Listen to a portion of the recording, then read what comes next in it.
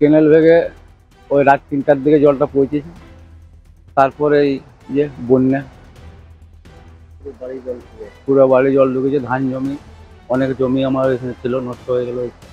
ওগুলো ওই রাত 3টার দিকে জলটা।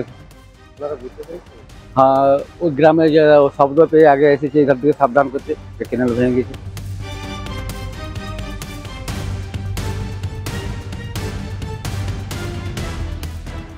ক্ষতি কেনেল ভাঙার পরে আড়াইটার থেকে যে জল, দুটো আড়াইটার থেকে জল, প্রায় 30টা বাড়ি একদম ঘরের ভিতরে জল ঢুকে গেছে।